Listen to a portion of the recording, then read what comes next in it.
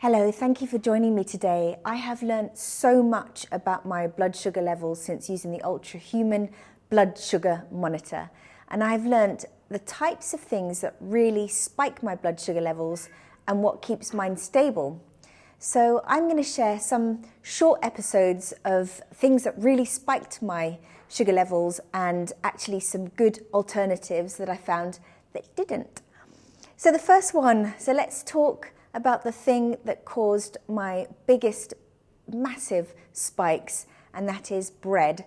And this is so annoying, as I really like bread. I tried all sorts of different types and pretty much all types, so whether wraps, sourdough, protein bread, seedy nutty stuff, all of them made my blood sugar spike. And Mr. HL had the same response with bread by itself or with butter and Marmite. But if he had bread or toast, whatever type of bread, loaded with protein and fats, so things like scrambled eggs or avocado or peanut butter, he didn't get a big spike. Me, on the other hand, I tried all sorts of things and I got a huge spike. So what are the alternatives that work? Well, I am so happy I found two really good alternatives. I found a buckwheat bread that tastes great because it doesn't cause any spike at all. And despite its name, buckwheat actually isn't wheat. It's not even a grain. It's actually a flowering plant related to leafy vegetables, so things like rhubarb and sorrel.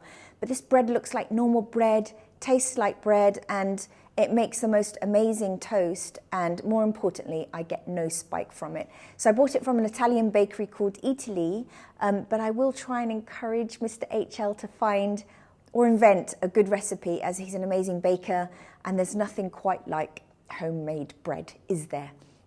So sometimes buckwheat can have this really weird flavour, but the bread I've been buying from this Italian baker doesn't at all. It tastes properly like bread, and it has the same kind of springy texture as normal bread. In fact, Mr. HL really likes it and can't tell the difference.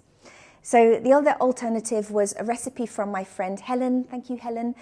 She shared it with me. It's called the 90-second keto bread, and it's made with 3 tablespoons of almond flour, 1 egg, 1 tablespoon of melted butter, and a half a teaspoon of baking powder and a pinch of salt. And you just mix it all into a mug, shove it into the microwave for 90 seconds, take it out of the mug, slice it up and toast it. And it's sort of like a bit like a crumpet, and lovely with toppings like guacamole, eggs, whatever toppings that you kind of put on toast, really.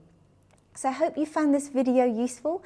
I hope you found it useful to understand alternatives that are available that don't spike your blood sugar as well. And don't forget to like and subscribe so you don't miss the next episode. And in the following episodes, I'm going to share some other things that caused a spike and some healthy alternatives.